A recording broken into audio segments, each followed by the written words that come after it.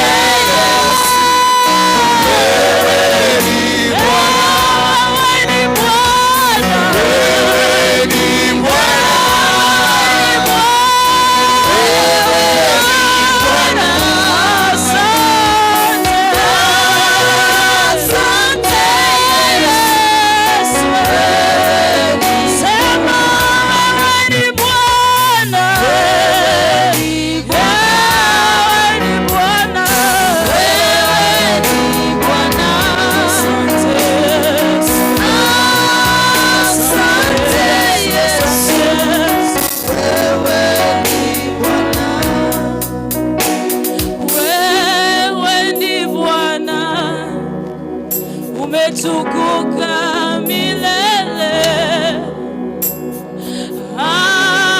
Asante Yesu, wewe ni. Inua sauti yako, mwambie wewe ni Bwana.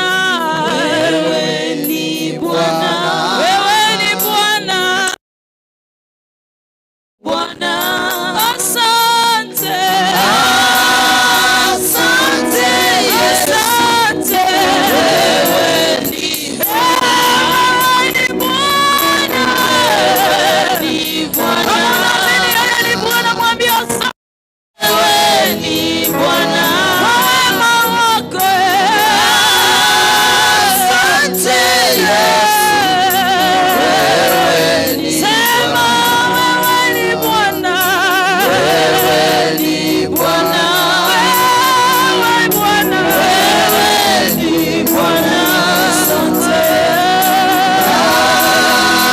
Asante Yesu. Inua sauti yako, mwambie Bwana asante. Mwambie Bwana asante. Mwambie Bwana asante. Mwambie Bwana asante, maana amejibu maombi yako. Mwambie Bwana asante, maana ametenda asubuhi ya leo. Mwambie Bwana asante, maana amekupa uponyaji asubuhi ya leo. Mwambie Bwana asante, maana ametenda kwa familia yako. Mwambie Bwana asante, maana yeye ni Mungu asubuhi ya leo. Mwambie Bwana asante kwa wema wake. Mwambie Bwana asante kwa fadhili zake. Mwambie Bwana asante kwa upendo wake. Yesu, wewe unaonekana. Yesu, wewe ni Bwana. Asante Yesu, wewe ni asante Yesu, wewe ni Mungu wa miungu. Mwambie Bwana asante. Asante Yesu, mwambie Bwana asante kwa kibali chako. Mwambie Bwana asante, maana amejibu maombi yetu asubuhi ya leo. Asante Yesu. Hallelujah. Asante mfalme wa ajabu kwa sababu ni Bwana. Asante mfalme wa ajabu. We thank you Lord. We thank you Lord. Baba, katika jina la Yesu, asante kwa sababu umekuwa mwaminifu katika maisha yetu. Asante kwa sababu umetujalia afya, umetuneemesha kila baraka tumeona asubuhi ya leo. Sio kwa sababu tumekutolea chochote mfalme, bali ni upendo. Asante kwa sababu ya praise and worship, wametupeleka mbele zako mfalme. Asante kwa sababu utawabariki kila mmoja jinsi unavyopenda Baba.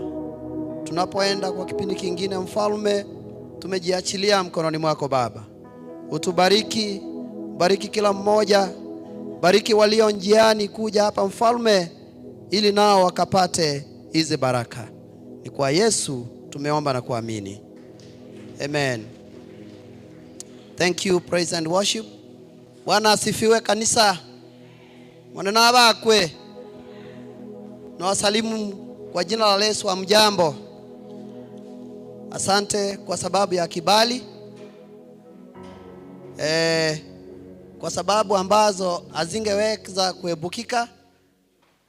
Secretary wetu hayuko. Kwa sababu ambazo hazingeweza kuebukika, Deacon hayuko. Kwa sababu ambazo hazingeweza kuebukika, CDA wako. Nimesimama tu kwa niaba yao. Bwana asifiwe. Ili tulete matangazo. Tusalimiane kwa hewa. Mungu ni mwema kila wakati, na kila wakati Mungu ni mwema. Before nilete matangazo, asante sana praise and worship. Kweli hakuna silaha ambayo imewekwa mbele yetu ambayo inaweza kufaulu. Kila jambo linapotendeka, Mungu ana sababu yake.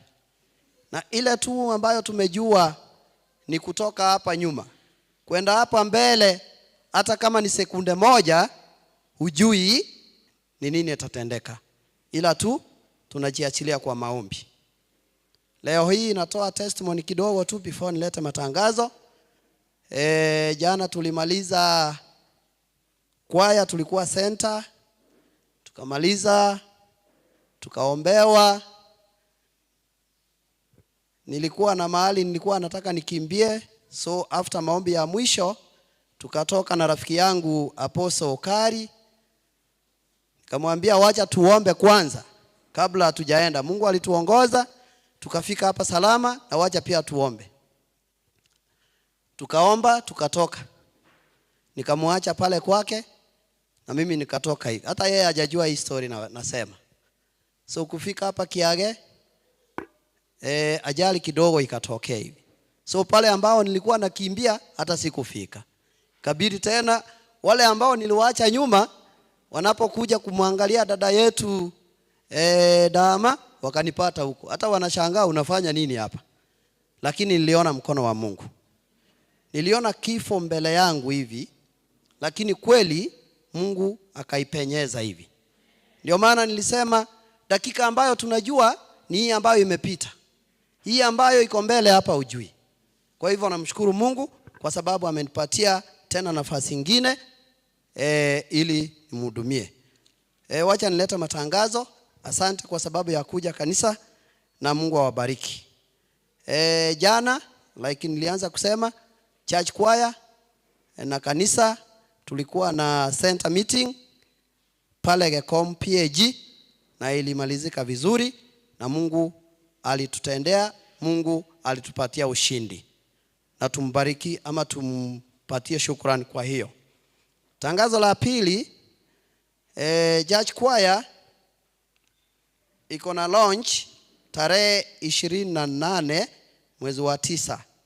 Mwezi ambao tunaingia kesho tarehe 28 church choir iko na launch. Imekuwa ikitangazwa. Tunaendelea kujipanga. Kanisa tuendelee kujipanga. Tuambie marafiki waendelee kujipanga na sisi ili itakapofika siku hiyo Mungu aonekane. Kwa hivyo all are welcome. Number 2, asante kwa sababu ya Jerusalem West ambao wamekuwa on duty na wanamaliza leo jioni. Kuanzia kesho tarehe 1 hadi tarehe 7 itakuwa zamu ya Goshen Fellowship. Kwa hivyo kindly leadership ya Goshen mjipange vizuri ili nyumbani mwa Bwana kuwe na chakula ya kutosha. Wageni wanapotembea wapate hata maji ya kunywa. Mungu awabariki Goshen mnapoendelea kujiandaa kuanzia kesho. We came to the end of the lesson last quarter, last week, and today we are having a launch of a lesson that is going to take us through mpaka December. So Bishop wetu ata launch hiyo lesson, alafu after which tutaipata pale kwa ile desk with 50 shillings, na Mungu atusaidie kila mtu apate lesson so that when we are going through na our apostles you have somewhere to refer. So they will be available after the launch pale kwa ile desk. Naenda na shilingi 50 unazipata pale na Mungu atawabariki. Koinonia Mount Carmel edition venye tumekuwa tukitangaziwa itakuwa kuanzia tarehe 13 hadi 16 mwezi wa Novemba mwaka huu. Itakuwa pale Mount Carmel. Apostles wa Mount Carmel, najua Mungu amewapatia neema, mnaendelea kujipanga. Apostles wengine tuendelee kuwasaidia pia, na kanisa nzima tutakapoitishwa msaada tuwe tayari kwa sababu ya neno la Mungu. 13th to 16th November, Mount Carmel edition, Koinonia. Our sister Stella Kingoina lost her father in the midst of the week. Babake amekuwa mgonjwa. Wengi wetu tunajua, tumekuwa tukimwombea. Ilikuwa ni neema ya Mungu kwamba apumzike. So alipumzika in the midst of the week, and already burial has been arranged. Burial will be on Friday 5th. So kindly as a family, we have been asked kwamba after church tujipange through the leadership of Bethlehem Fellowship na apostles, kwa sababu huyu ni apostle mwenzao. Tujipange so that we visit that family, and again tujipange venye tutaenda matanga on 5th. I'm told kwao ni njia ya kwenda Kigogi, mahali inaitwa Itibonge before Entanda. There are some ambao wanajua huko ambao walienda, so kindly they will lead us after the service so that tuende tumpatie pole zetu. And then after service, after the church, tumeombwa kwamba tukusanye matunda hapa so that tunapoenda kumuona tumwachie matunda ili wale wageni ambao wanaendelea kukuja huko na kuwafariji wapate hata angalau maji ama chai. Mungu atusaidie kwa heshima, kwa upendo. Tunapomaliza tafadhali, jinsi ilivyo kawaida yetu, tumfariji mwenzetu na matunda tunapoenda pale. Those are the announcements. In case kuna mengine ambayo yalisahulika, our bishop maybe atatukumbusha. It's a humble time.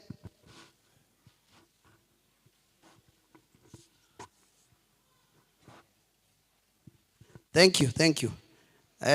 Nilisahau, but I've been reminded by the chair lady BBF. Sister Stella Kingoina is a member of BBF and a paid up to date member. So tafadhali, the reason why tunaleta hili tangazo ni kwamba wale ambao ni BBF members, our fellowships, our apostles, tafadhali rally behind abakristo baito barwe bituma nechingende ebitebanyo biri byaito tunavijua because the time limit is so small.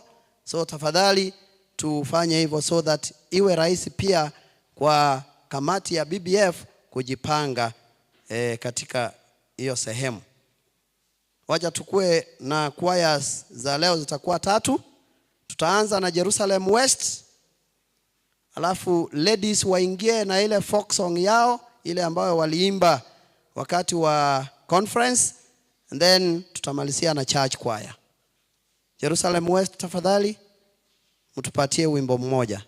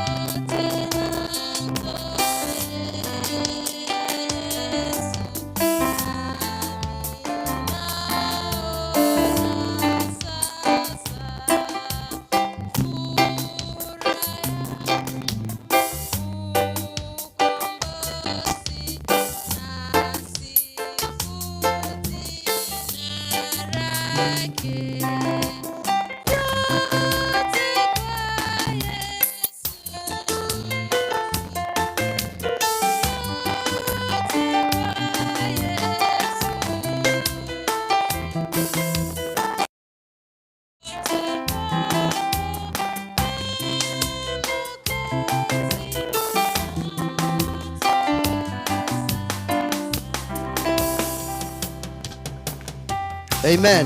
Amen. Asante sana Jerusalem West. Naambiwa kwamba ladies, kwa sababu mwenye alikuwa anawaongoza kwa folk song ni mgonjwa, na tumuombe, watatuimbia next time. Kindly church choir, present your song.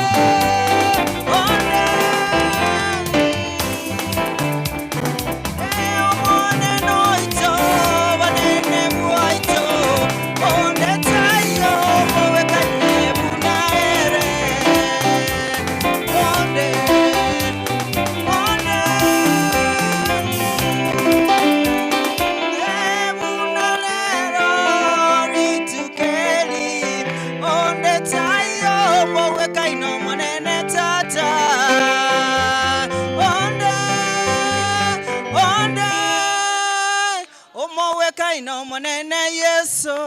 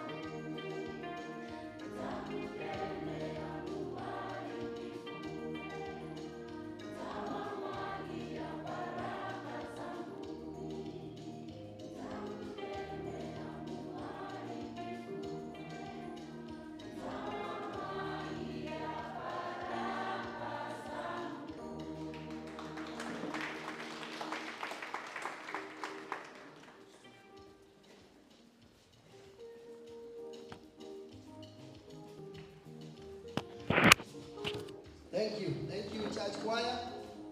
The choir earlier represented Nyamataro as a center. Diction 19, tone quality 19, staging 17, rhythm 19, musicianship 19. Comment Jivekira, a good start, good voices.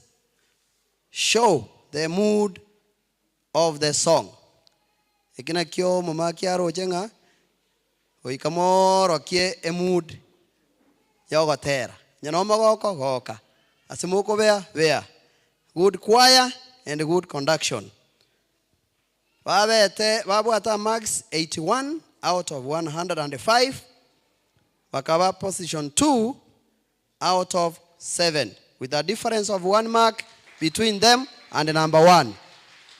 Moneta ko bakwa.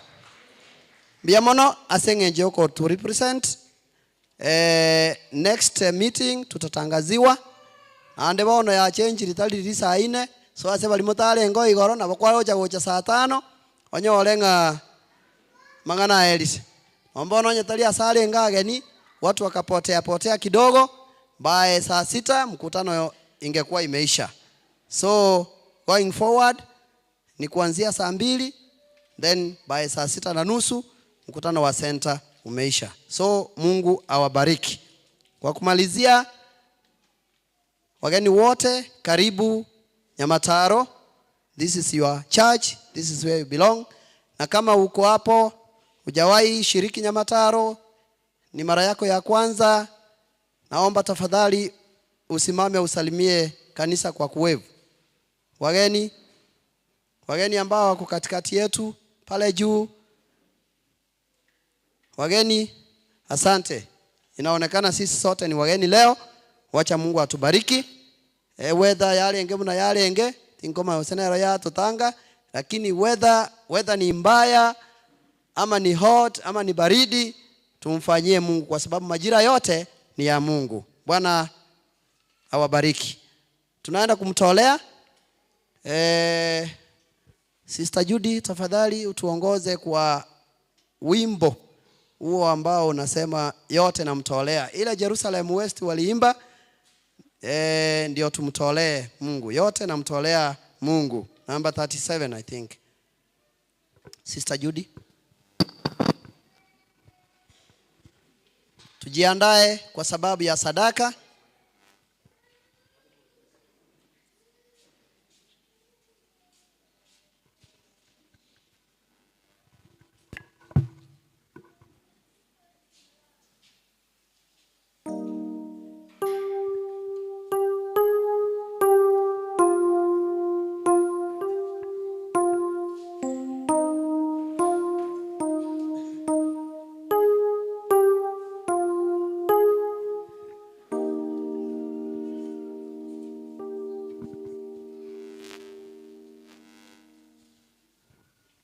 Hallelujah.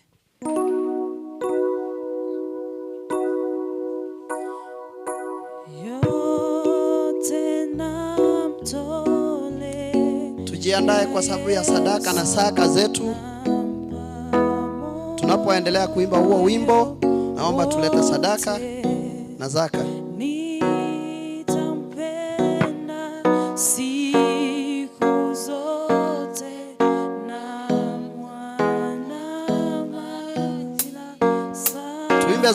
Tuimbe zote. Yote kwa Yesu.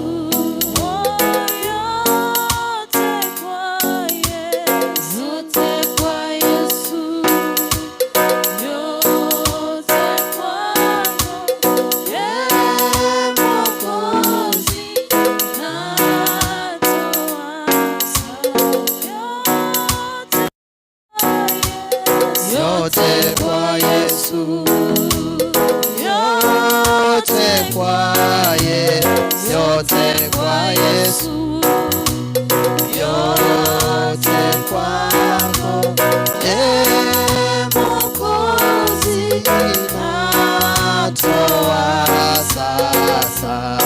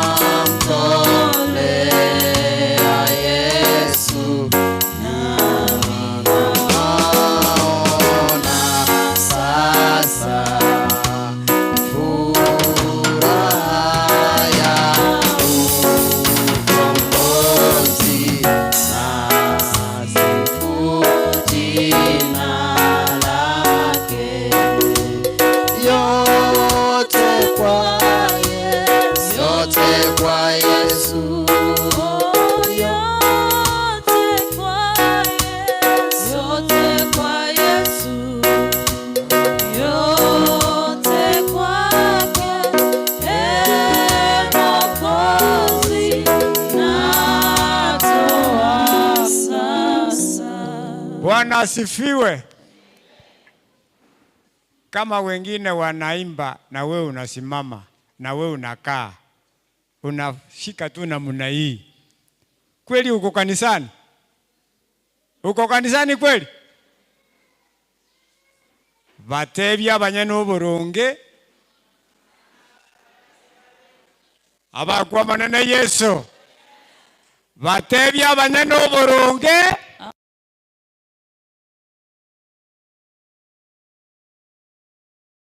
ebe kwarwa ni gukorubuo kawa ikire kanisa batebya abanyano boronge amangana nabe good. Yes. Amangana nabe good. Amangana gara be badi ne bie karota lyo manyano boronge abakwe tata anya kondo chimukyo kabako igoro iga batebya abanyano boronge. Nabubo kabara chago so tata.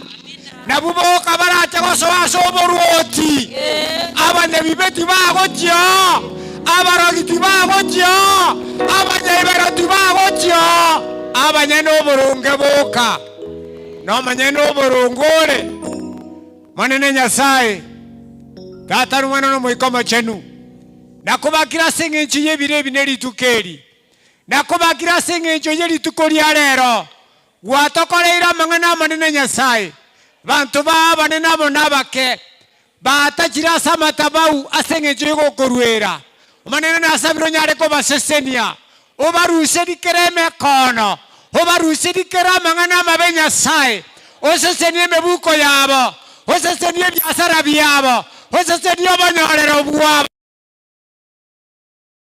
obaruseri amamigu Nyasaye chinka cyabo chiseseniwe amaboko abaseseniwe amagoro abaseseniwe emegondo yabeseseniwe ebyasara byabo biseseniwe erieta lyauri bakwe erieta lyauri tokigu Nyasaye insasa mabera Kristo oyoro motoritu. Amen. Biamono, praise and worship. Kindly you can take over. Then Bishop will take over from there. God bless you. Hallelujah. Otuwata bigunga abanyene oboronge mangana naba mayase bale. Bwana asifiwe. 149 ya moyo wikasato ya mawate abanga ki. Motogio monene igo ngona gokuwa nabantu batenene. Motogio monene terero monene ogotero koyia. Motogio somo sangerekano bw'abantu abege nua.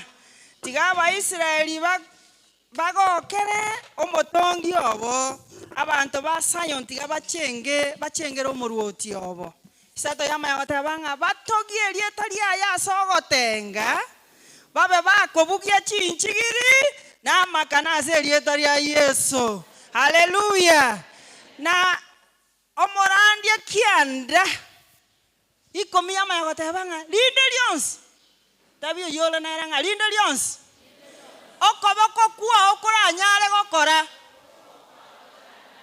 kora buno yota akora na ende linde ekiagara gwasa bakure merembende tekayo ndera toko motengera Nyasaye ndera toko motogia ndera toko moimokereria igoro ensambo no iga ekiagara tumaiti lirigocha chinga kimbo no iga oyora mwanare matabi mwenye tawatenga osuke korua sende kama hutamchezea Mungu uondoka karibu na mimi katika jina la Kristo Yesu. Hallelujah. Lakini ni rafiki yako mwaji matabi ngabana tomotengere Nyasaye tomotogio monene tomoimokereria igoro. Amen. Hallelujah. Amen. Shangwe na vigelegele kwa Yesu.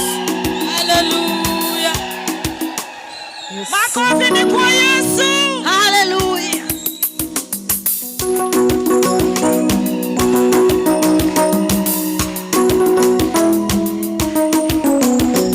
Shangwe tena kwa Yesu baba yetu.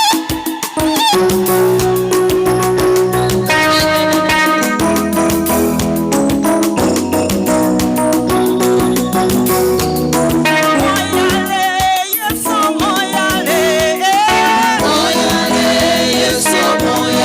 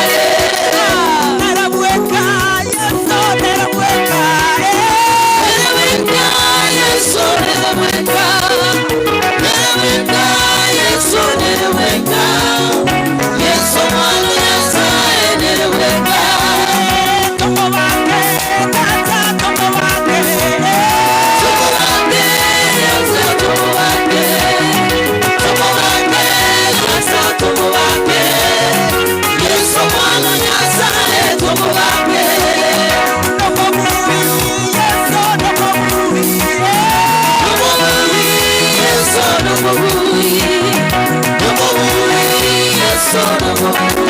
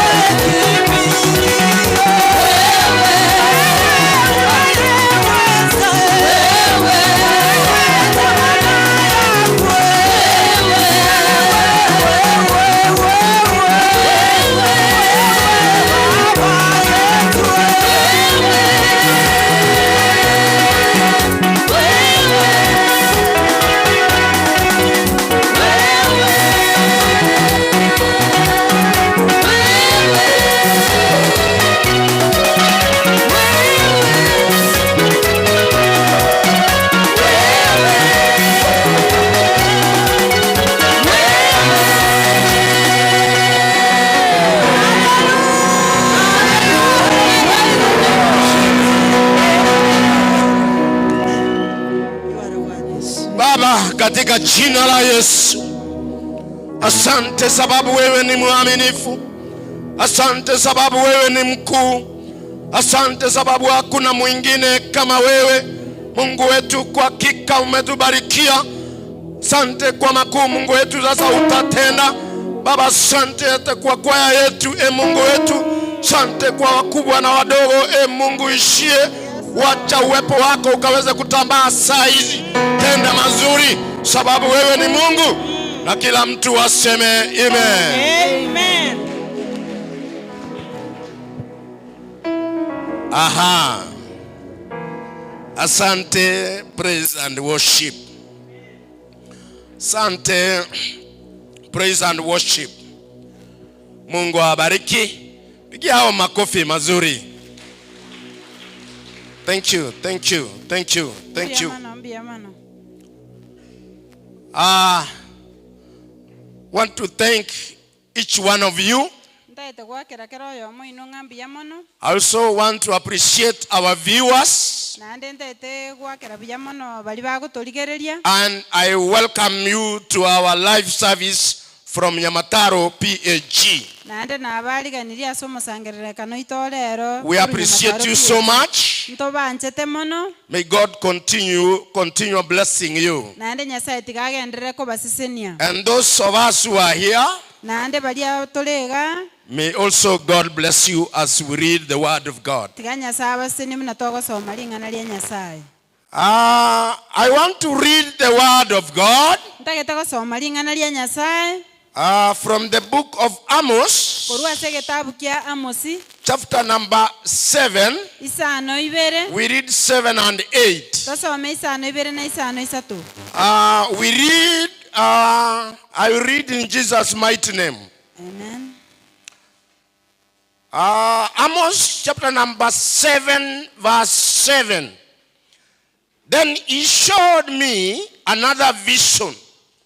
I saw the Lord standing beside a wall that had been built using a plumb line. He was checking it with a plumb line to see if it was straight. And the Lord said to me, Amos, what do you see? A plumb line. And the Lord replied, I will test my people with this plumb line. I will no longer ignore all their sins. Bwana asifiwe. Amen. Can you read?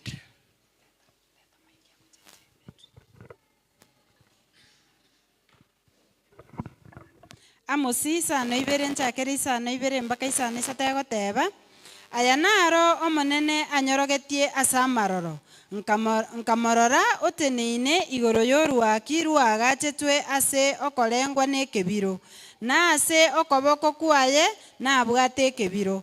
Omonene akamboria. Amosi, ngentoki eke oroche. Nkamoiraneria nkamotebia. Eke nekebiro. Elio manena agantebia, rora, nindenge abantu bana ba Israeli neke bireke. Tinko baetania no nyangake. Baba, katika jina la Yesu, Tata selieta lia Yesu, asante kwa neno lako. Mbia mwana selingana liao. Napo litafsiri pamoja na mkarimani, Gingo chikolikuana mono moncherelia. Utubarikie kwa pamoja. Otoseseni asobo amo. Na uwepo wako uwe katikati yetu. Noko ba okuwa okobe gati yetu. Asante sababu utatenda. Mbia mwana sengencho noko. Na kwa jina la Yesu tumeomba. Na kila mtu aseme amen. Amen. Praise the Lord. Manene Yesu abakwe. Nataka unisalimie sasa katika jina la Yesu. Kwani aselieta lia Yesu. Nakupenda sana. Ningwa ncheteke gima. Nataka unipe dakika chache hivi tukaweze kuhubiri neno hili pamoja. Ntagete ongechide kange gotora nielingane elia mona. Leo nataka kuleta kichwa changu hivi. Ntagete kolete kerenga kiane iga. Spiritual plumb line. Ekebiro yake muika. Ukipenda timasi. Ekebiro. What we have just read. Ekitu asomire. The Lord is asking Amos. Nyasaye gakoboria Amos in a vision, asamaroro asking Amos, akoboria Amos what has Amos seen? inki Amos yarorire And then Amos is answering, nanda Amos omoiraneria he has seen a plumb line. otebororire kebiro And this plumb line, ne kebireke maybe you would ask yourself today, nanda nabole borie rero maybe what is a plumb line? gose ekebiro ninki Why is God telling Amos that he is seeing a plumb line? inki ekogera Nyasaye goteya Amos inga ne kebiraroche But I want to say this. ntagete goteba iga The book of Amos, the book of kitabu Amos kya Amos was written by Amos himself. igo kerikire na Amos omanyene And the name Amos, ne rieta Amos it means a burden igo limine or a burden bearer.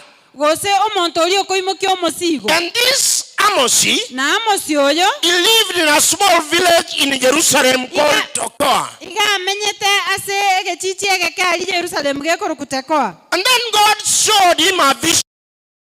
kamoro kia maroro There are other visions he saw, about 5 of them. nanda marorande naro arocha aratano But today, kolende rero I want to deal with the vision of a plumb line. intagete gokwanera amaroro ye kebiro And then a plumb line, if you can ask, ekebiro isekoboria is a length string.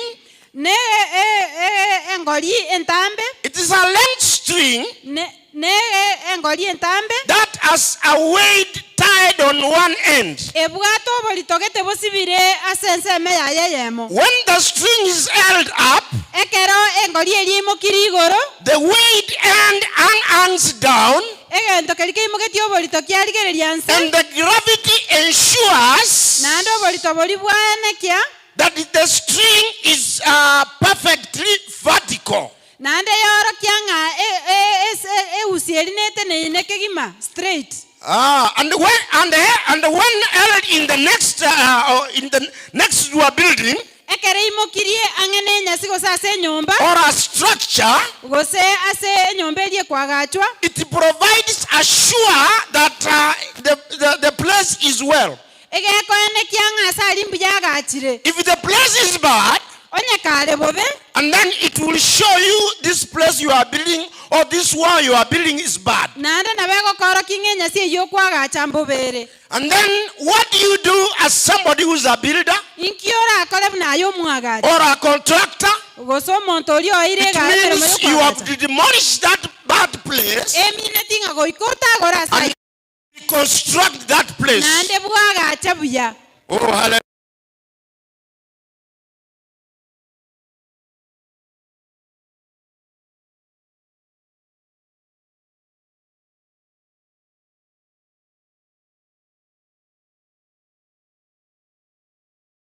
Our Bible titangani ne Biblia yaito or the Word of God. gose lingana lya Nyasaye Then when you read the Word of God, ekero gosoma lingana lya Nyasaye and then it will lead you to a truth.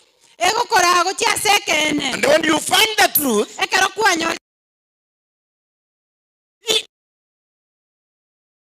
rana nande bwagacha yo actually munene this is the task Amos was given oyo ne emeremo Amos to yaetwe tell the children of Israel gotebia abana ba Israel to look unto their lives baligereria sobogima bwabo and the analogy of a plumb line nande barole emeremo yekebiro has been brought so that people can know where they have gone wrong and then they try to build their lives. yaretirwa asa ba Israel rigere barora asa bachire bogeka babe agacha buya If you don't try to look at your life, onye to konyara korigereria sobogima bwao accept where your life is wrong, wanchera na sobogima bwao and then you rebuild it, nande bwe agache well, it cannot be good to you. teko babuya sole This is why I am saying today, na kigeko garango teba rero a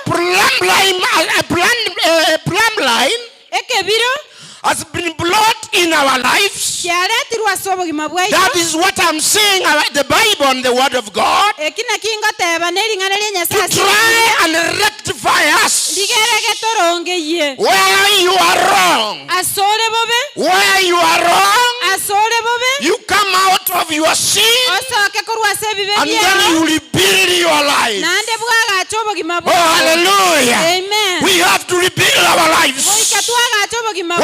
Where we are wrong, Asetole bobe the analogy of the plumb line egasi yekebiro must try to correct you. boike koronge ye. And this is what God wants us to do. Ekena kinyasa atagete tokore. God is looking our lives Nyasaye garigereti obogima bwaitu with a spiritual plumb line nekebiro gyake moika. to see how bad or good we are. Koranga kitole buyangana gosenga kitole bobangana. Our life may seem good, Obogima bwaitu na oborarekane buya.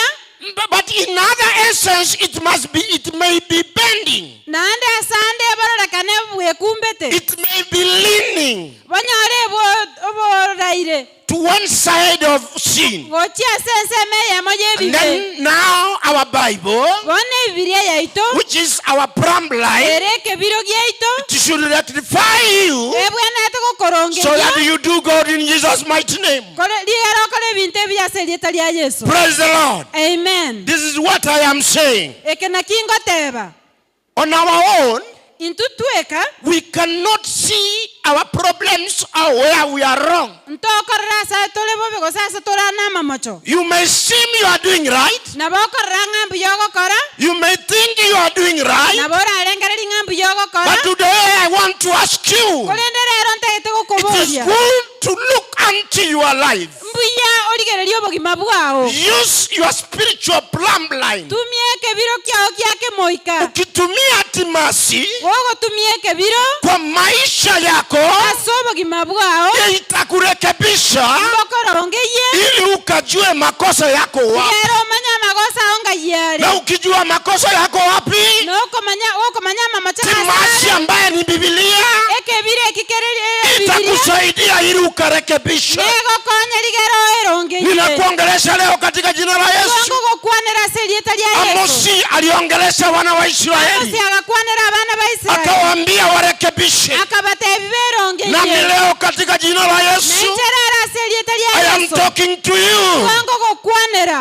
In Jesus' mighty name, So wancha selieta lya Yesu Kristo. wacha Biblia ikurekebishe. Tige bibilia koronge Wacha ye. neno la Mungu likurekebishe. Tigali ngana lya Nyasaye. Mahali shida iko, Asoba kongubo. ukaweza kurekebisha katika jina la Yesu. Eronge ye selieta lya Wakati Yesu. umerekebisha, Ekero kwarosi. itakuwa vizuri kwa maisha yako. Ewe buya sobo gima bwao. Oh, hallelujah. Amen. Na kuongelesha kwa jina la Yesu, Wango gokwanera selieta na lya Yesu. kuongelesha kwa upole, Wango gokwanera sobo ngora. sababu wakati mwingine Asenge ncho chinga kichinde. in Amos time, Ase chinga kichiri cha Amosi. the people in Amos time Abantu balenga asenga kieli ya Amosi.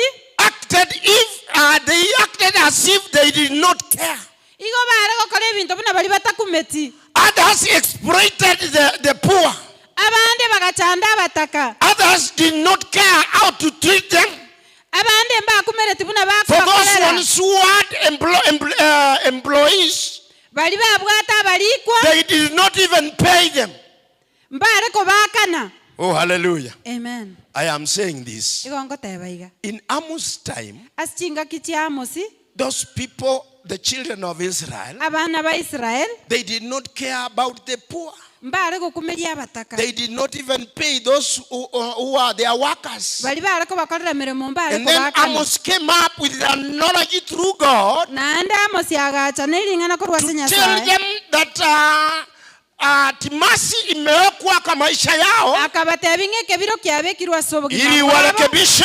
Digere baronge ye. Kama umeandika mtu, Onye goko liko muntu. ukamlipe katika jina la Yesu. Mwaka na selieta lya Yesu. Kama mtu wako anahitaji msaada kutoka kwako, Omuntu karoga netio bakonyi korwa sobo. ukamsaidie katika jina la Yesu.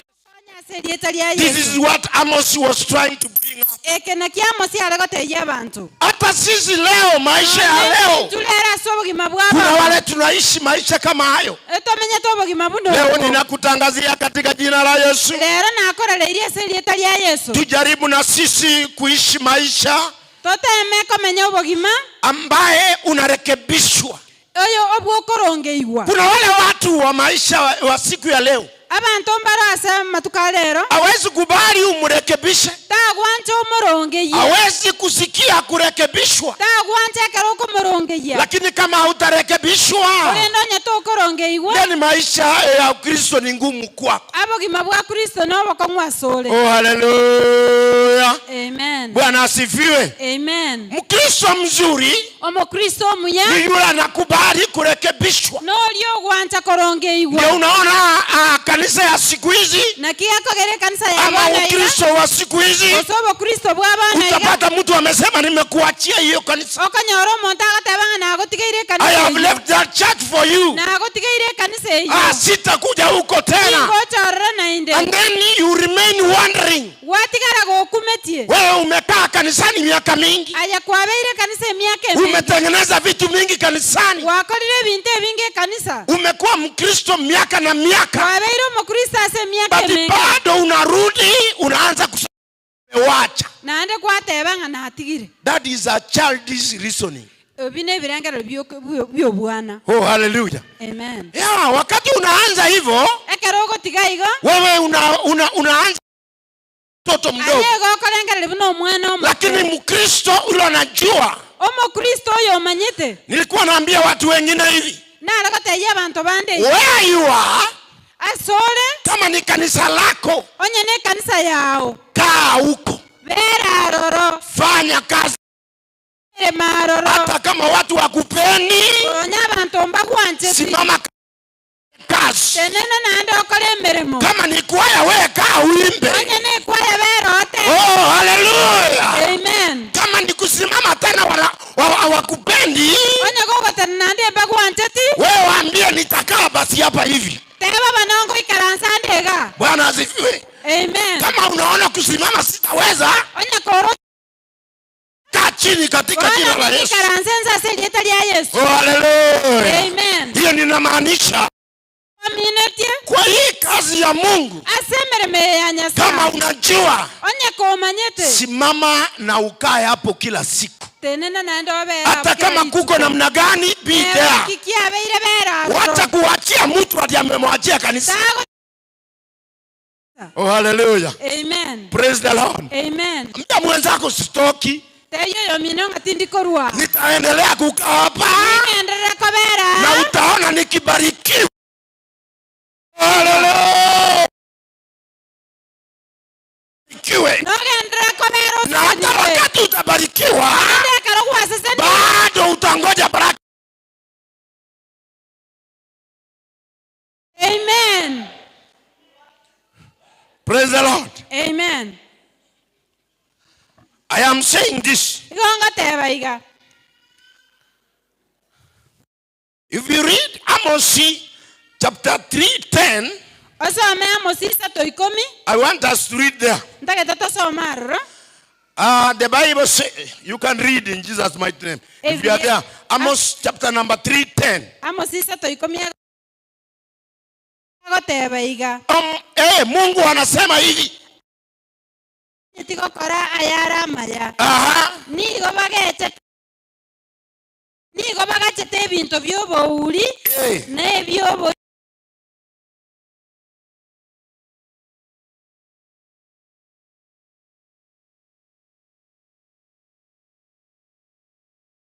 yagoteba That my people have forgotten what it means to do good. abantu bebire gokora amaya. It is right that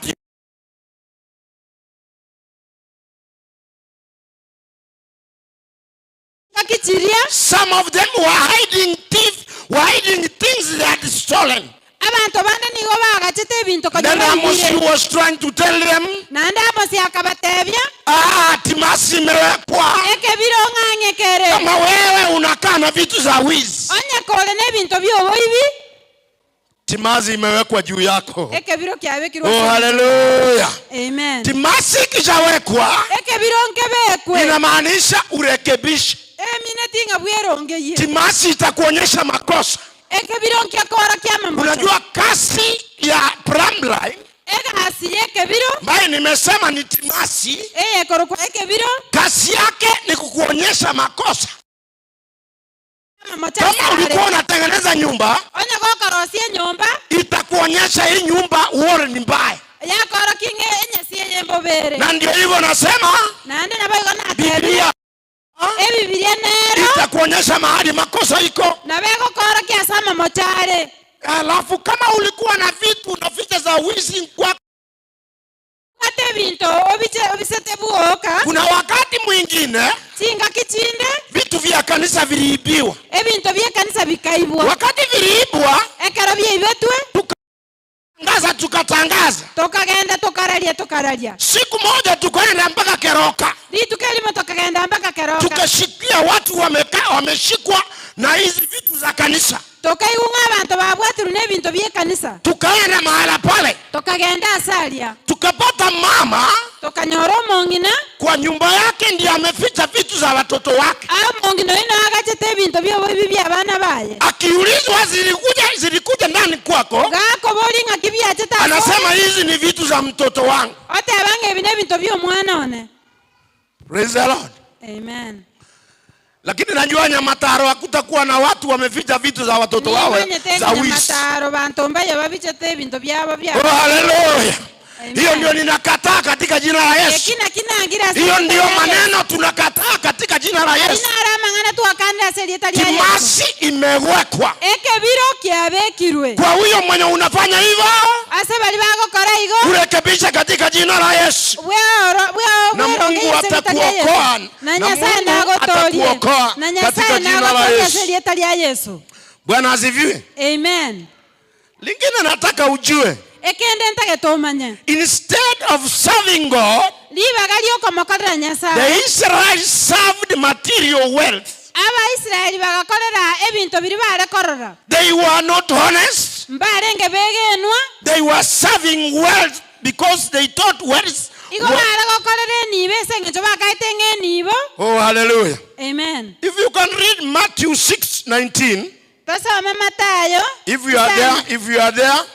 Matayo 6:19. Isa nemo 19. Yes. If you can read that in Jesus' mighty name. Matayo isa nemo 19 goteba. Yes. Timoga tati nibo chino asense. Yeah. Asebigankwa na obo bosu bigosalia. Na abaibi bako bachora na koiba. Aha. Kolende mogachati nibo cheno igoro. Yes. Asebigankwa na obobosu bitagosalia na abaibi batako bachora na koiba. What I'm saying is this. Store your treasures in heaven, igoro, where moths eaten will not be there. There will be no rust in that place. They will be safe even from thieves. If you hide your treasures in heaven, oh, it shall be well in you in Jesus' mighty name. Itakuwa ni vizuri wakati umejificha na kuweka vitu vyako, your treasures uko mbinguni. Na ndio haya Amos alikuwa anasema, oh you Israelites, watakuweka vitu vyenu dunia hapa. Store your treasures in heaven in Jesus' mighty name. Oh, hallelujah. Amen. If we desire spiritual renewal, we must surrender our lives to God. Amos was speaking to the children of Israel. He was telling that there are a lot of consequences for those who refuse to surrender. And I am announcing today to you, there are a lot of consequences when you do not want to agree and change. There's those people here who in this life, they do not want to change. How do I talk to you, my brother, today? That kindly, as this word word passes around. Change in Jesus' mighty name. Change in Jesus' mighty name. Hallelujah. Amen. This earthly and eternal,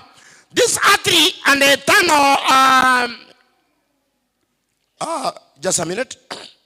This earthly and eternal redemption are available to all those who are willing God to rescue them from their sins. In the earthly things and the eternal things, they will be available for all those who are willing to be rescued from their sins. To make that point clear, let us read Revelation 6, Revelation 15 to 16. Let us read there. Revelation 6, 15 and 16. You can read there. Yes. Elio abaruoti bense n'abanene n'abatangani besegi n'abanda n'abantu bale n'ekinguru nakera omusomba na oyo otali omusomba bakebisa ase amabwago na bakebisa ase amabwago na ase emetaro y'ebigoro. Yes. Bagotebya ebigoro na ebitare togwere otobise korwa ase obosyo bwaye ere oyo ikaransete ase kerogo kyobonene gose titorora endamwa muye manwa y'eng'ondi. Bwana asifiwe. Amen. I am just trying to say this. If you do not change from these earthly things, there will reach a time when judgment will be on you. And then when judgment will come, you can't withstand the judgment of God. Then you will have to try and hide yourself. That is why the Bible is saying that when judgment and consequences will get you, you will try to hide. And when you will go in a place where you want to hide, even the hiding place will tell you no. Try elsewhere. If you run to the mountain, the mountain will say no. If you run to the cave will say no. How do I talk to you? Because you change before that judgment gets you. That is why Amos was advising the children of Israel. And I am advising to you today that let us change. Let us use that plumb line, which I've said is our Bible and the Word of God, to make us change from the ways we are today. If God will allow you change, it shall be well in Jesus' mighty name. Oh, hallelujah. Amen. There is a time I was a preacher somewhere. It reached that time when people brought some mushrooms from Nigeria. When they brought mushrooms from Nigeria, the condition was you take this mushroom, give it, get a jerrycan, ukatengeneza maji ambayo unaweka sukari kidogo, and then uipoeshe, uweke, umwagie hiyo mushroom. Bwana asifiwe. Amen. Na hiyo wakati ulikuwa unafanya hivyo, hiyo mushroom unakunywa yale maji kutoka huku. kwanywa maji kurwase libobaliria ikaendelea. Watu wakauziana abantu bakaondio bobobwo. hata Wakristo wenye tulikuwa nao Nonye n'abakristo twarenge na baba wakaanza kuhusiana that mushroom. bakagenda konerania bobobulia. Hiyo sijui mushroom inaitwa sijui ni yoga. Wacha tuachie hivyo. I don't know how you call mushroom in Kiswahili. Ni yoga. But ni hiyo yoga, si ndio? Abobobwo. Haya, wakahusiana. The condition is lichikelia renge utengeneze turungi, orosie turungi, uiweke na sukari, oyebeke sukari, uweke ndani ikunywe. obeka soba babolibonywa. Basi hiyo mushroom inaendelea kugrow. Bwana baba bolibwagenderera gokina. Alafu ukipata rafiki yako gokanyoro musanio unamwambia niko na dawa hapa. Kwa matebi ninde neliogo. Hii dawa unakunywa hii maji. Liyoge eliyokunywa maji haya. And then unapona. Nande kwa bwena. Watu wakaendelea kukunywa turungi. Abantu bakagendera kunywa turungi. Ikafika mahali kila mtu alikuwa naye. Kero umuntu akaikatwara. Basi ile mushroom zikaanza kukua.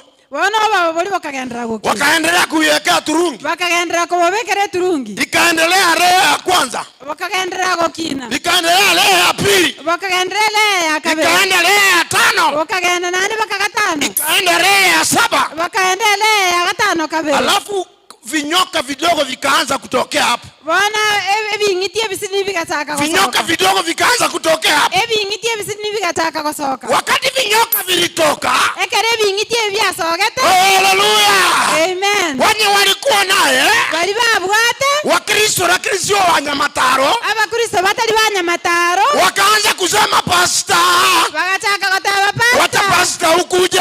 Pastor nchuo. Pastor kuja. Pastor nchuo. Basi kuende pale. Kogenda arara. Anasema tu pastor. Akataba pastor. Pastor. Pastor. Pastor. Pastor. Namuuliza Monica ni nini? Monica ninki. Pastor. Pastor. Pastor. Pastor. Pastor. Pastor. Pastor. Pastor.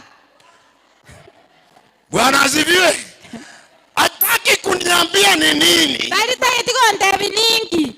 Sababu walikuwa wameficha. Ekiagara babisete.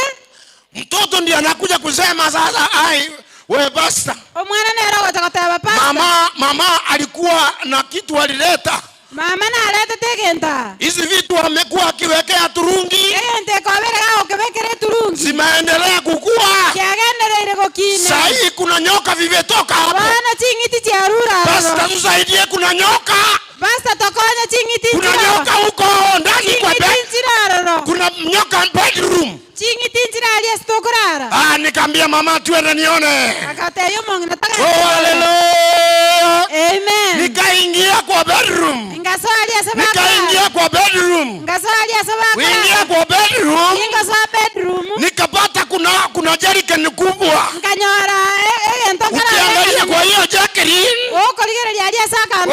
Kuna ile mushroom hivi. Aba boli na bole. Kuna nyoka zinafanya hivi. Sasa ule mwenye hiyo nyoka sasa anakaa nyuma.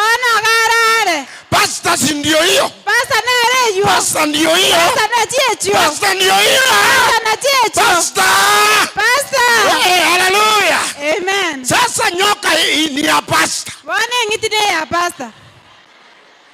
Oh, hallelujah. Amen. What am I saying in Jesus' mighty name? Nimewaletea leo. Nimekuletea timashi. God is word. I have brought a plumb line. Let that plumb line guide you. Kila mtu mwenye ni Mkristo ukaweze kuona vizuri. Kuna huyu Mungu ambaye tunamhubiri. Yeye atakuponya wakati umekubali. Yeye atatembea na wewe wakati umekubali. Yeye atakurekebishia katika umekubali. Wacha kukimbilia vitu kutoka Nigeria. Hiyo ziko ni sawa. Lakini muda ni mchache sana. Hallelujah. Hallelujah. Amen. Yenyewe unaficha dhambi, na bako bisebibe lakini hiyo dhambi inakuaibisha. kolende bibe byagosokia. Oh, haleluya. Amen. Wewe wakati nitapata mama mkubwa, Ekero gocha kanyoro mongina manene. unaanza pastor. Ogocha kanga pastor. Oh, pastor. Pastor. Oh, pastor. Pastor. Ni nini? Ninki. Oh, haleluya. Amen. Hebu nifungie mkono hivi katika jina la Yesu. Amen. Am I talking to somebody? Na kwane iro monto. Ninasema hivi. Yonga tebaiga. Hiyo historia nyingine kunitafuta nitakuambia vile tulifanya. Omugano ina boko ndiginga tebu na tu akalete. Utaniambia nitakuambia vile tulifanya. Na ntebinga tebu na tu akalete. Bwana asifiwe. Amen. Our salvation comes by trusting Jesus. Ogo tole kagwaito ogo cha soko mo egena Kristo. Our salvation comes Ogo tole kagwaito ogo by trusting Jesus. asoko mo egena Yesu. When you admit Ekero gwancherana there is a problem somewhere, ngomo chando nora asegete amend it, nyorosie and then it shall be good in Jesus' mighty name. nande nebe buyaseli talia Yesu. Oh, hallelujah. Amen. If today you agree, Danyarero kora go gwancherana. the Bible is very clear. Ebibilia igego teba buya. If you agree today, Onya go gwancherana rero. that is maybe the power of two. The Bible says, Ebibilia gateba panapo wawili aseba bere bare. ama watatu. Oseba tato. I am talking of the power of two. Igongo kwana ra igore ye chinguru chia Wherever they are, asebare if they ask that God heal this person, nga baisa tabanga nyasaye bweni omonto that oyo. person will be healed in Jesus' mighty name. Omonto ina bweni wase When we agree that we agree together. Ekero to gwanjara na sobo amo. Stop running up and down for nothing. Tigata ko minyoka na lia busa. Oh, hallelujah. Amen. We have seen many things Twararire binte bige. where people go and then they bring, Abantu bagenda bareta. like today if I say shh, Bareta gento ba you will see people falling down. kwarara abantu bakugwanse. Are you sure? Are you sure that is what you want? Nole neke nenge kine kyoganetie. Praise the Lord. Manene Yesu abakwe. As I finish, Yingo kolera.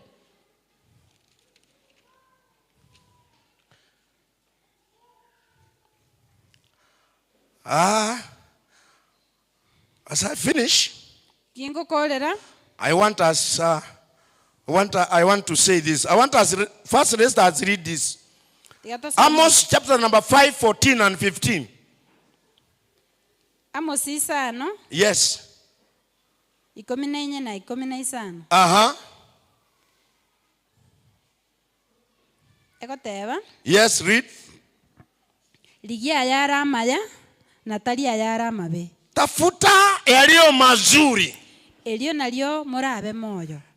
That is when you will be alive. Komora akorebo omonene nyasaye. If you do that, omonene nyasaye bw'emiganda God Almighty, nabe amo na inwe. He will be with you Buna inwe mwatebire. like you have agreed. Gecha yara amabe. Refuse what is bad. Na mwancha yara amaya. Agree to do good. Motenenere oboronge. Stand by doing good. Agwo ase ekegambero keregeita. Bwana asifiwe. Komora akorebo. That is what the Bible says. Ekena ke Biblia gotebo. Komora akorebo. Yes. Ande nabo monene nyasaye bw'emiganda. Ararolere abatigari ba Yusufu amabera. Bwana asifiwe. Amen. If we agree to do good, onye tugwanjira na gokora amaya, then God is promising Nyasa olireira. for those who will stand firm, Bali baratenene bakongu. He will also stand firm with you. Na atenene amana barobwo. What people want these days, Aki abantu batagete chinga kiechi. it is falsehood. Nebinto byobolimo. When people will come with their clever way of falsehood, Akera abantu barache nechinjira tyabo cyobonga ini those cyobolimo. are the people that people wish and know that they are correct. Abuna bwa abantu bagwanjira na bate abane. But I want to refuse in Jesus' mighty name. Nangira aseli eta lya Yesu. tunamhubiri Mungu aliyo hai. Igatoko marali Nyasaye yole moyo. Na huyu Mungu na Nyasaye yo wakati wewe utakubali kutenda mazuri, na ande karora antera nego kora yara maya. utakubali kudanganywa. Tagwanza kongainwereri. Simama na huyu Mungu atakubarikia katika jina la Yesu. Nago konye. Simama na huyu Mungu atakuwa na wewe. Tenena na Nyasaye na abamo naye. Let us be honest and reflect our lives the right way. Na toligererio bogima bwaito. Let us stand firm with God. Let us change so that things will be good in us. How do I beseech you today that I am announcing God is a plumb line? And this God is plumb line is the book sometimes you don't want to read. Sometimes that plumb line, that is the Bible or the Word of God. He is in your house, but you don't get time to read and all through it.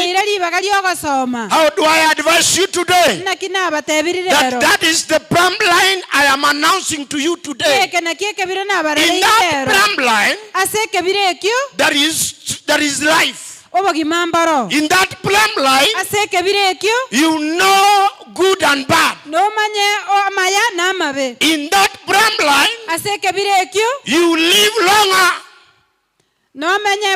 Oh, how do I pray to you today? May God bless you as you use the analogy of a plumb line, and then it will be well in Jesus' mighty name. I said if a contractor builds a house without that a plumb line, and then when somebody brings a plumb line, the wall is crooked. The only remedy is to break out that wall and rebuild it. How do I advise you today? Let our Bible, the plumb line today, spiritual plumb line, guide you in this life. And it shall be well in Jesus' mighty name. Oh, hallelujah. Amen. I want to ask you to stand up. As those ones who are bringing their children from, we pray for them to be around here. Taka usimame ukamwambie Mungu, huyu Mungu wetu yeye ni mwaminifu kwa maisha yako, atakulinda, atatenda mazuri kwa maisha yako, na itakuwa vizuri katika jina la Yesu. I want you to pray for even a minute. Father, in the name of Jesus, Amen. I thank you and I bless you, my Father. Thank you, Lord. You are a great Lord. There's none like you today, oh my good Lord. Your word has just passed the way you wanted, my Father. I thank you, Lord. We have used the analogy of the plumb line, the way Amos did in a vision. And today I have communicated the same message so that people can see and use the plumb line, which is the Bible or the truth, so that it can be well in their lives. Baba, wewe ni mwaminifu. Baba, wewe ni mkuu. Hamna mwingine kama wewe. Sante kwa wazee, akina mama, vijana. Baba wetu wamesikia neno lako kulingana na mapenzi yako. Jina lako litukuzwe kwa maisha haya. Baba, utuinue, utuonekanie. Tenda mazuri na ufuatilie kwa sababu ya utukufu wa neno lako, Mungu wetu. Usituache Baba wetu tushindwe. Usituache Baba wetu tukaweze kupotea. Baba, jina lako litukuzwe kwa maisha ya kila mmoja. Tusaidie sababu wewe ni Mungu, na tenda mazuri sababu wewe ni Mungu ambaye unatungojea tukaweze kuja kwako kwa kukubali. Asante Baba, katika jina la Yesu. Asante kwa neno lako. Asante sababu wewe ni mkuu. Asante sababu wewe ni Mungu. Baba, jina lako litukuzwe. Neno lako limepita kulingana na mapenzi yako. Mungu, ninaomba sasa ulifuatilie.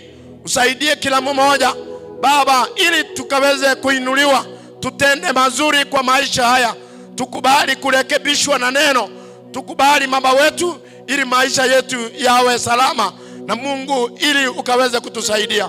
Asante kwa wapendwa hawa, Mungu ukatende mazuri.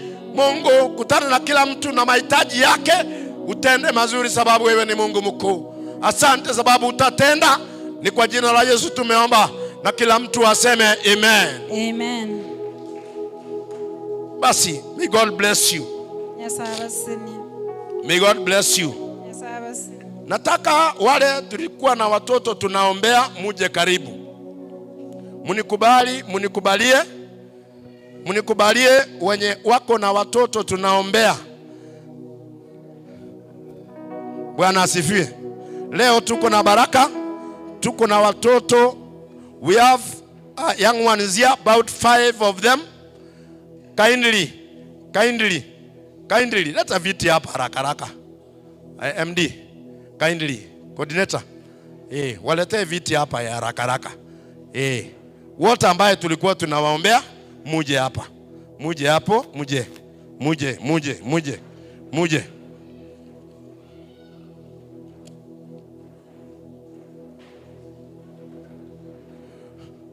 Tukae kwa hii laini. Tukae hivi. Mtoto Margaret Natasha Atieno. Tuanze hapa, kitu cha kwanza. Kitu cha pili, Angel Blessing. Kitu cha tatu, Israel Victor. Kitu cha nne, Faith Blessing. Kitu kingine ni Joy Morangi Usinde.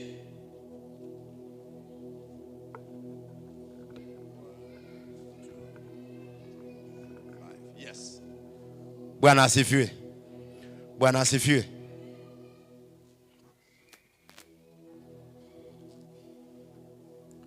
Kubali tusome maandiko hayo, kwa sababu tuwezi kuombea watoto kabla hatujasoma maandiko. The book of Mark. If you are there, kitabu cha Mariko 10, nisome 13. The Bible says, Mark chapter number 10, 13. One day, some parents brought their children to Jesus so that he could touch them and bless them. But the disciples told them not to bother him. But when Jesus saw what was happening, he was very displeased with his disciples. He said to them, "Let the children come to me. Don't stop them, for the kingdom of God belongs to such of these. I assure you, anyone who doesn't have their kind of faith will never get into the kingdom of God." Then he took the children unto his arms and blessed his hands on their hands and blessed them. Bwana asifiwe. Baba, katika jina la Yesu, kwa madhabahu haya kuna watoto Mungu wetu tunawaombea. Napoanza Mungu wetu kuwaombea, kwanza ubariki kanisa, bariki watoto hawa, bariki wazazi wao, tenda mazuri Mungu, uwatetee kwa hali zote, na makuu yako yatendeke kwa maisha haya Mungu wetu. Kama watoto Mungu, uwakinge na magonjwa zote, na wazazi wape nguvu ya kulea watoto hawa, kwa jina la Baba, la Mwana na Roho Mtakatifu. Bwana asifiwe.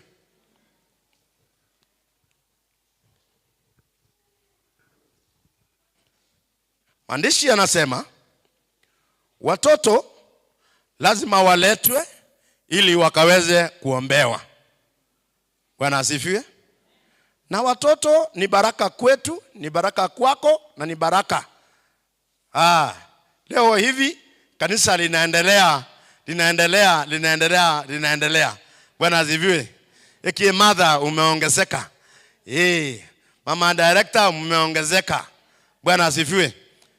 Kama kanisa tumeongezeka. Pigia hao makofi mazuri katika jina la Yesu. Kabla sija waombea watoto hawa, wa kwanza anaitwa Margaret Natasha Atieno. Ndio nani? Ndio huyo. Na baba anaitwa Michael Otieno. Na mama huyu anaitwa Millicent Akinyi. Akinyi. Wacha nikuulize. Hebu simama tafadhali. Je, utakubali tuombee mtoto huyu kwa jina la Baba, la Mwana na Roho Mtakatifu? Nitakubali. Utakubali kulea mtoto huyu kwa hali nzuri na kumchunga na umlete Sunday school? Nitakubali kumleta Sunday school. Asante, Mungu akubariki. Angel, kaa chini. Angel Blessing. Baba yake Paulo Adrian Okemwa na mama Veronica Nyakerario. Uko wapi Veronica? Veronica, utakubali tuombee mtoto huyu kanisani leo kwa jina la Baba, la Mwana na Roho Mtakatifu? Ndio, nimekubali. Unakubali kulea mtoto huyu kwa njia za Kikristo na kumwogopa Mungu na usimsahau kumleta Sunday school? Ndio, nimekubali. Asante, ubarikiwa.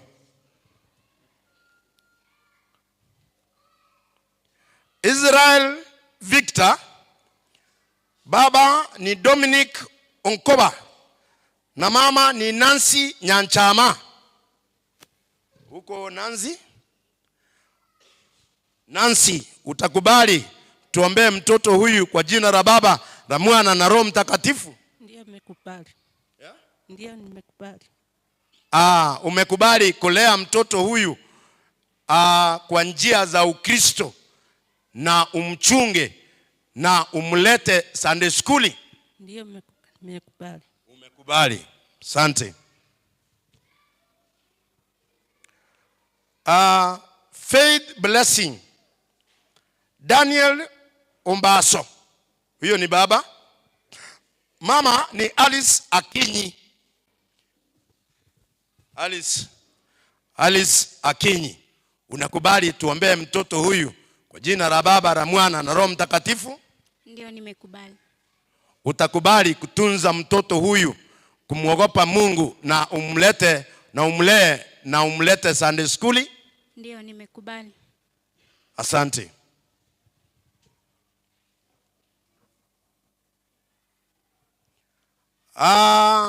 Huyu anaitwa Joy Murangi Osinde. Baba ni Daniel Osinde na mama ni Julian Osinde. Je, Julian, utakubali tuombee mtoto huyu leo kwa jina la Baba, la Mwana na Roho Mtakatifu? Nimekubali. Utakubali kumchunga na kumlea mtoto huyu, umlete Sunday school akimwogopa Mungu? Nimekubali. Asante.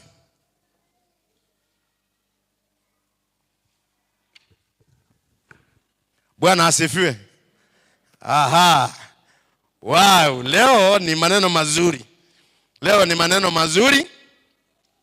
Mungu ameweza kutubarikia na watoto hapa. Basi mkubali nianze kuwaombea mmoja mmoja ili tukaweze kumaliza. Huyu Margaret Natasha Atieno.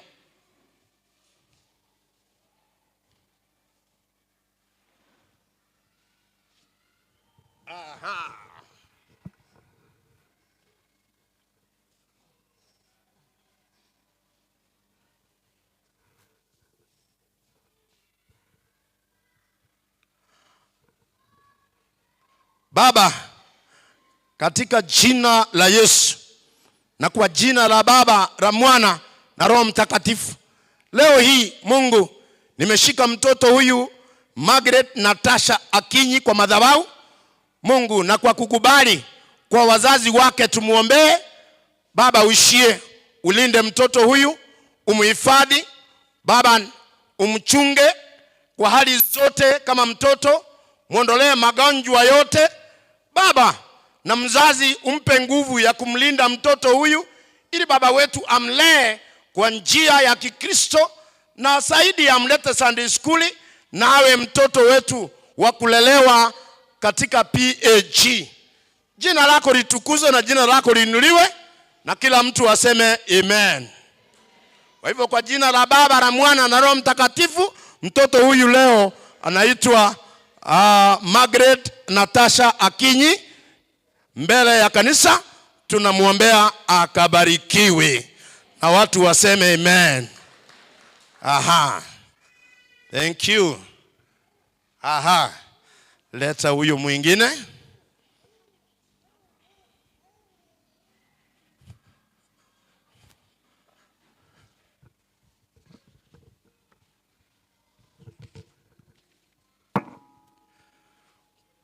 Kwa madhabahu haya pia, kwa jina la Baba, la Mwana na Roho Mtakatifu, na kwa kukubali kwa wazazi wa mtoto Angel Blessing, nimemshika na kumuombea ili Mungu wetu ulinde mtoto huyu, umchunge kwa hali zote kama mtoto. Baba wetu anapokuwa, na baba na mama uwape nguvu, wamchunge na kumlea kwa hali zote nzuri za kumwogopa Mungu, utende mazuri kwa maisha yao Baba wetu, na mwishowe awe ni mtoto wa kutegemewa na kanisa na pamoja na familia. Mungu saidia na utende mazuri. Ni kwa jina la Baba, la Mwana na Roho Mtakatifu ninaombea mtoto huyu, na kila mtu aseme amen. Kwa hivyo kwa jina la Baba, la Mwana na Roho Mtakatifu, mtoto huyu tumemwombea kirasmi kutoka kwa madhabahu. Aha.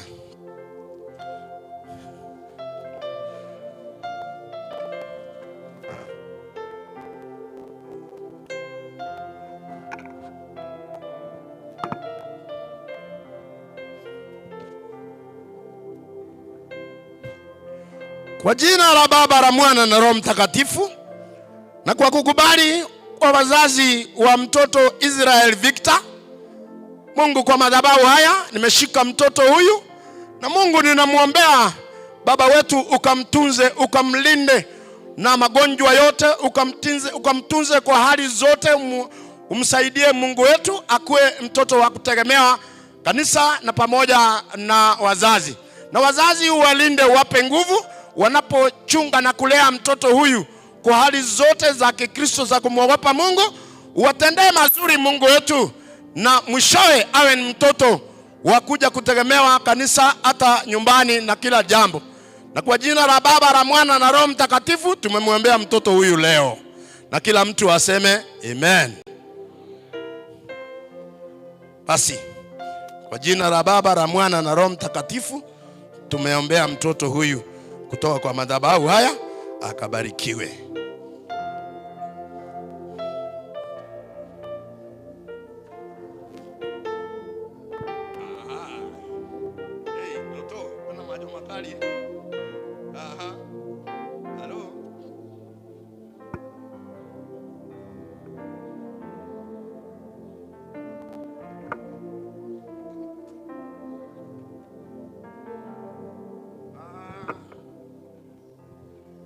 Kwa jina la Baba, la Mwana na Roho Mtakatifu, naombea mtoto huyu Faith Blessing. Mungu ukamlinde, ukamchunge na hali zote kama mtoto.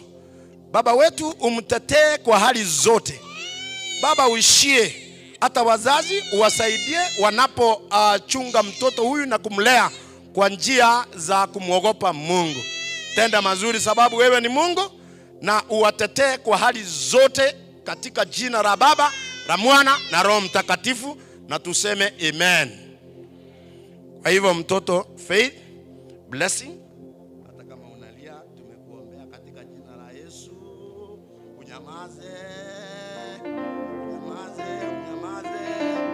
Aha. Amen. Aha.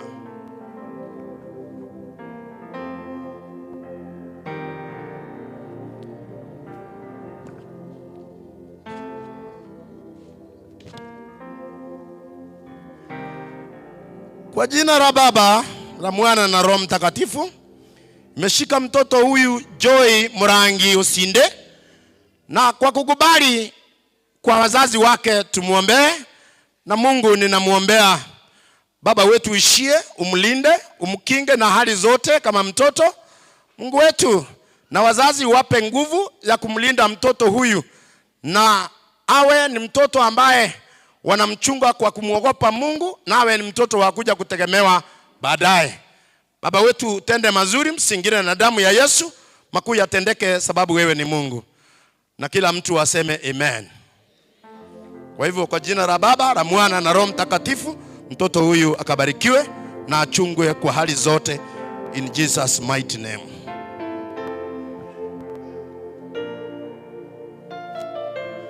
Aha. Nani ule tena? Kuna mwenye tumebakisha mama. Kuna yule tumebakisha mama. Ndio hao wote.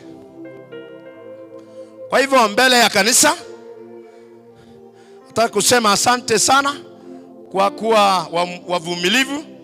Watoto ni wetu, tumewaombea, na mtoto ukiwa naye nyumbani unaleta, tunamweka mikononi mwa Mwenyezi Mungu. Kwa hivyo leo tena nakupatia thibitisho ya kuonyesha mtoto huyu ameombewa kirasmi. Kwa hivyo Mama Julian Osinde, kuna kadi yako ndio hii. Uipokee na uilinde. Uipokee na uilinde katika jina la Yesu. Faith blessing. Akupatia pia cheti za kuonyesha mtoto tumemwombea, ukailinde.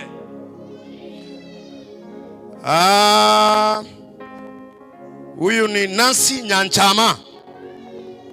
Pia Nancy, tukakupatia cheti ya kuonyesha mtoto tumemwombea kirasmi.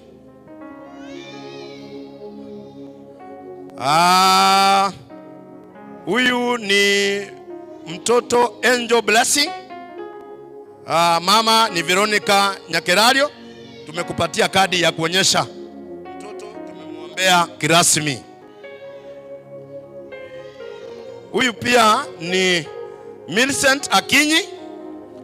Pia tunakupatia kadi hii ama cheti za kuonyesha mtoto tumemwombea kirasmi kutoka kwa kanisa letu la Nyamataro. Bwana asifiwe.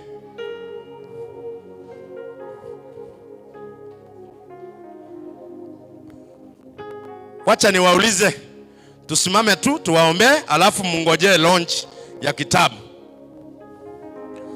Baba, katika jina la Yesu, asante kwa kuwa nasi kwa njia ya kipekee. Tumepata nafasi, Mungu, nimeombea watoto hawa kwa jina lako, Mungu wetu. Kwa jina la Baba, la Mwana na Roho Mtakatifu, ukabariki watoto hawa. Mungu, walee na kuwatunza, na wazazi pia uwape nguvu ya kutunza watoto hawa. Asante tu kwa kanisa nzima, uwabariki kila mtu, na ni kwa Yesu tumeomba hata tumeamini. Amen. Kwa hivyo kwa jina la Baba, la Mwana na Roho Mtakatifu, basi na muende mkae. Haleluya. Basi la mwisho,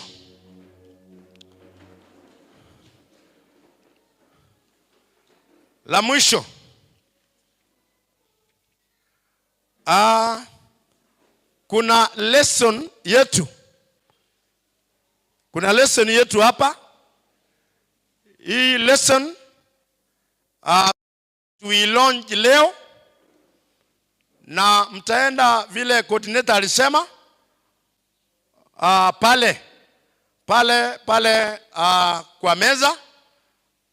Mnajua vile tunafanya, utaichukua ili tena ikakuongoze kwa muhula huu wa lesson zetu. This is a lesson inasema forgiveness.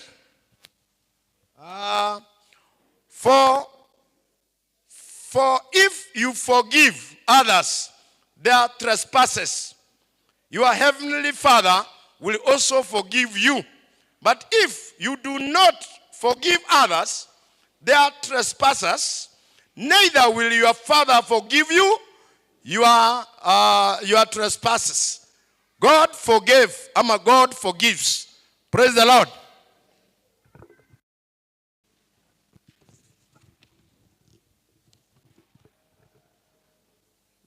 Nataka niseme, forgiveness is one of the most powerful acts in any person. If you can't forgive kindly, I don't know, sijui. Kila mtu tunapoenda kusoma lesson hii, actually I was just saying it is a lesson yenye inatakikana uende usome ikurekebishe kabisa. Nasema I am forever grateful and indebted to the leaders who are no more. This message lessons will show you the techniques of preparing your parts, unlock your potential with your spiritual journey. Your work is not in vain, it is eternal, and may God bless you. Bwana asifiwe. Now,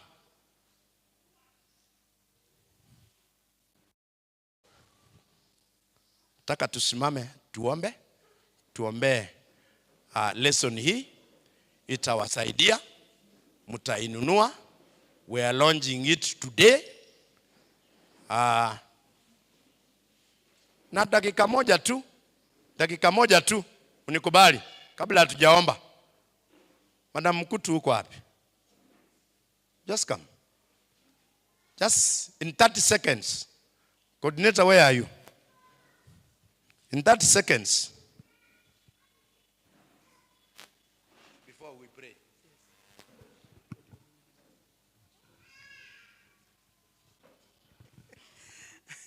Bwana Yesu asifiwe. Yes, as we go to look at this book on forgiveness, may the Lord help each one of us. Ongea ni Kiswahili. Let the Lord each one of us. Mungu asaidie kila mmoja wetu, so that we can have forgiveness in our hearts. Tuwe na msamaha.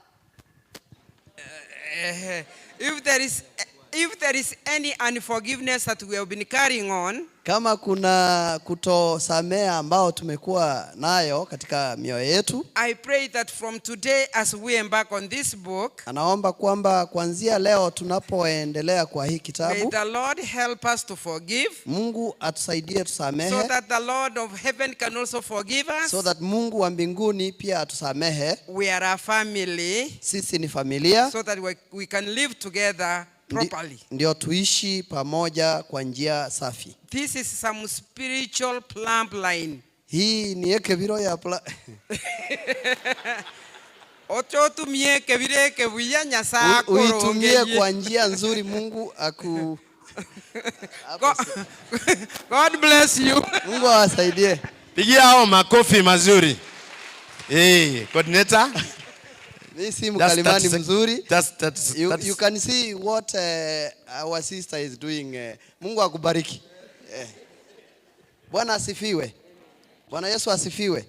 Mimi pia nawashukuru nyote kwa kusimama na sisi katika lesson ambayo imepita, na tumeanza hii ambayo inalaunchiwa today kuhusu msamaha.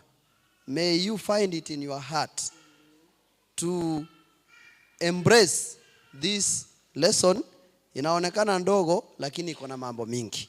Mungu atusaidie tunapoanza tuwe watu wa kusameana. Wale wote ambao walishirikiana kwa sababu ya hiki kitabu, kuanzia bishop na wenzetu ambao wako katikati yetu na ambao wako hapa, Mungu awasaidie na sisi pia tusaidie to embrace this. May God bless you. Bwana asifiwe. Kwa hivyo, kwa jina la Baba, la Mwana na Roho Mtakatifu, nami leo nimesimama kwa madhabahu haya nikilaunch lesson hii entitled forgiveness. Itatupeleka na kila mtu, mimi nikuwa mmoja wao.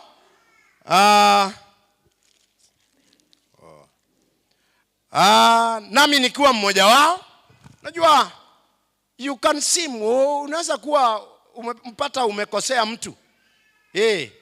Nami as we join hands together in this new lesson of mine also, kindly have a place for forgiveness.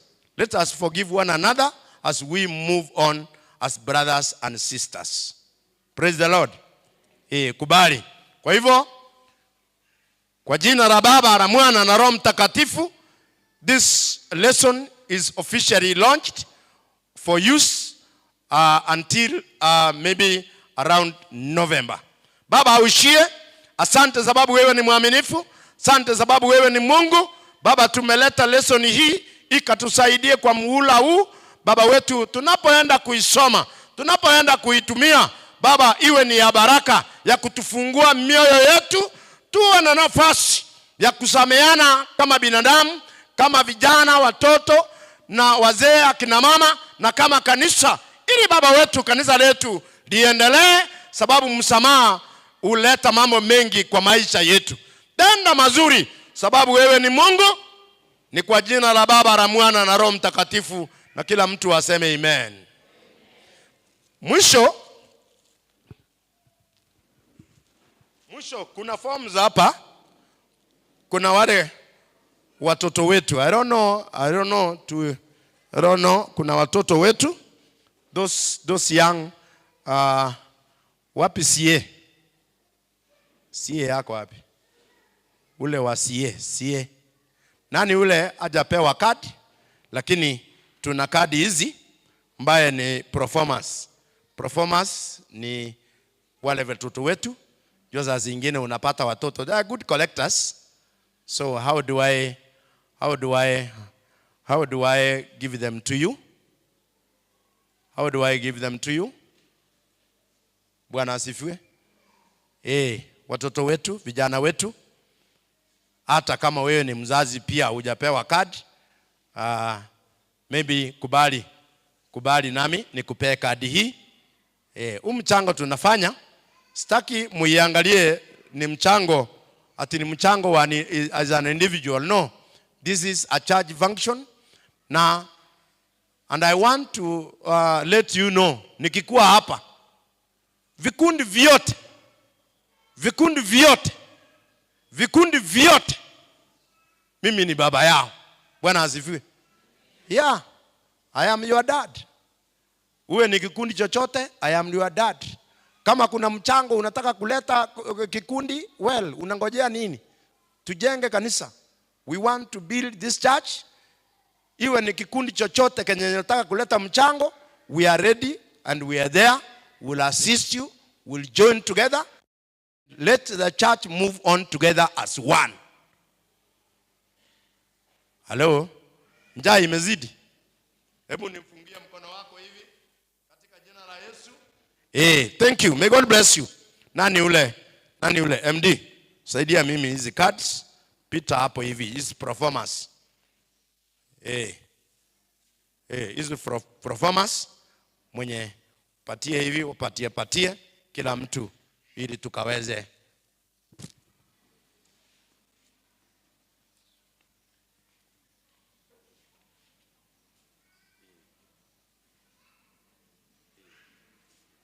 Sawa. Ndio hii.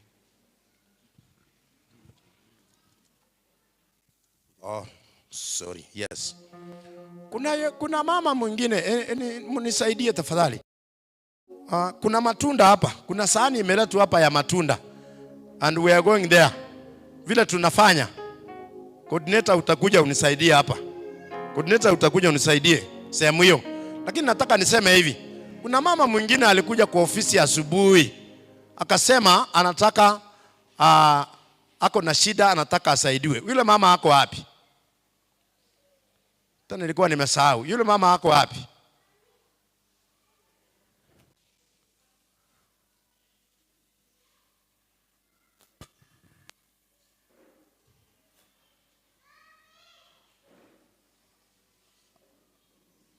Bwana asifiwe. Maybe pia tunapoleta huyu mama alisema yeye ni mgonjwa, alisema ana shida, anataka asaidiwe. Kwa hivyo sikukuwa na lingine bali kumleta mbele zenu muone, if you have something little that you think it can assist, kindly in Jesus mighty name ulete hapa mumupe. Ako hapa, mumulete hapa mumupe. Chochote ile uko naye kidogo. When these people run to us, sasa ingine I don't know what I could have done. Kaa hapa mami.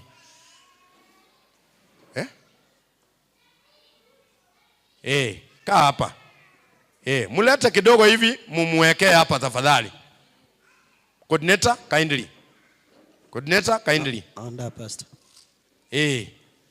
Toi wana hiyo. Kidogo huyu mama mpe chenye unaona unataka kumpea. Kindly itamsaidia. Na coordinator naye ashikie hapo tulete matunda. So we are going kuona wale wapendwa ambaye walipoteza baba yao. May God bless you in Jesus mighty name. Bwana asifiwe. Biamono Bishop, praise and worship please. You can take us through. Elinde tusangelia matunda. Ayo chikorora our sister Stella Kingoina. Na ende buna Bishop gatebirende wakati tunaleta tusichoke kutenda mema, because the Bible says tutavuna ikiwa hatutakufa moyo. Hivyo ningependa praise and worship watuchukue through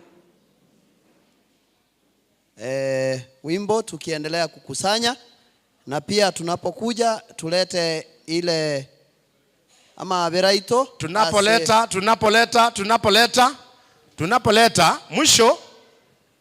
Unikubalie mwisho unapoleta kuna wale wachungaji niliona hapa. Kuna yule mchungaji mwenzangu wako hapa. Maybe sababu hajawahi kuja hapa wakati tuko na service. Maybe pia ningewapatia watusalimie tu as we break. Msiende tafadhali. Leta hiyo matunda na huyo mama muone. Ninapoita mchungaji Reverend Isaboke, na niliona yule mchungaji mwingine. God bless you.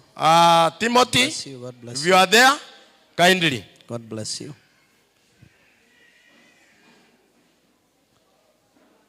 Mungu awabariki.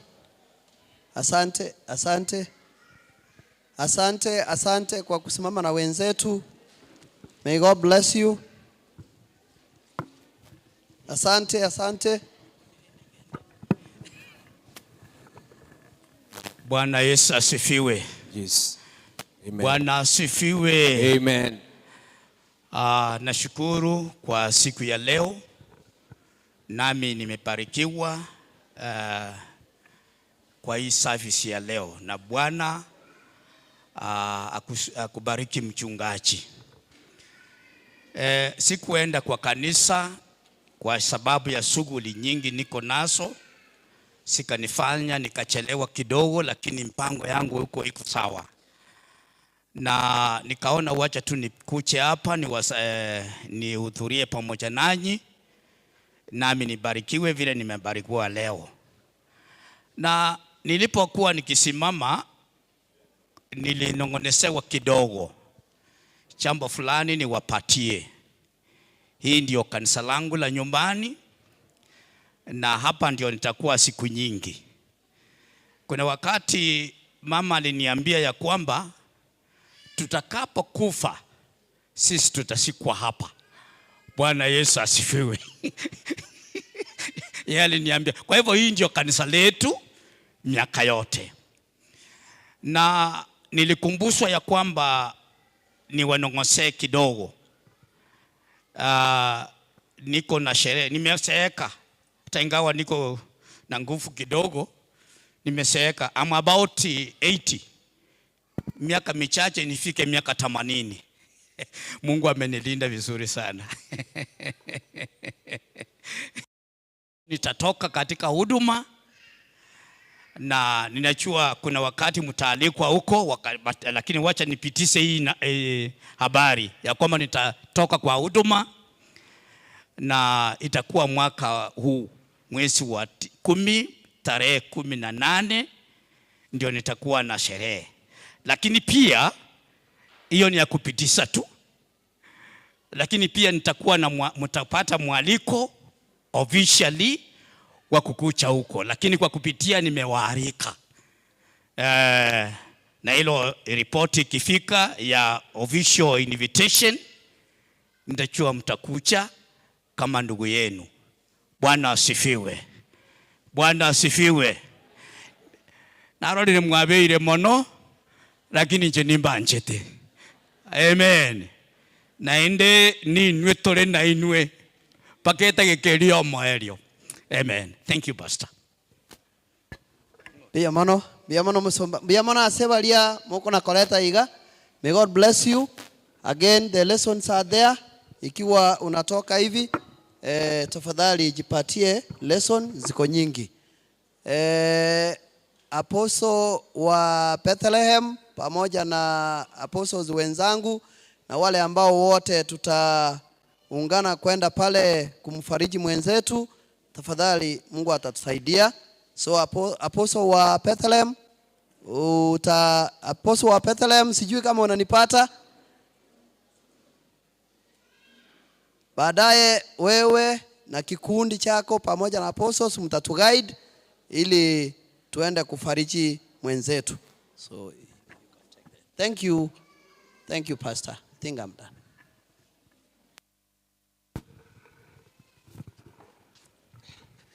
Amen. Bwana asifiwe. Tunaweza simama tena tufanye maombi ya mwisho.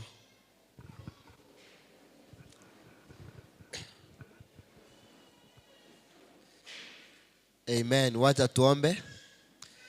Baba wetu, katika jina la Yesu Kristo, tunasema ni asante kwa sababu umekuwa mwema, umekuwa mwaminifu. Umesema nasi kupitia kwa neno lako. Jehova, umefika wakati mwingine tunapoondoka mahali hapa. Maisha yetu tumeyakabidhi mikononi mwako. Tuomba kwamba Bwana ukatupe neema ya usafiri tunaporejea manyumbani kwetu. Siku hii yote tumeikabidhi mikononi mwako. Hata wiki yetu Bwana tumeikabidhi mikononi mwako. Tuomba kwamba ukatulinde. Siku nyingine tutakutana mahali hapa kwa ajili ya kukutukuza. Bwana, tutalimidi jina lako. Pokea sifa, bariki kila mmoja. Katika jina la Yesu Kristo tumeomba na kuamini. Amen. God bless you. Church choir pia kupitia kwa chairman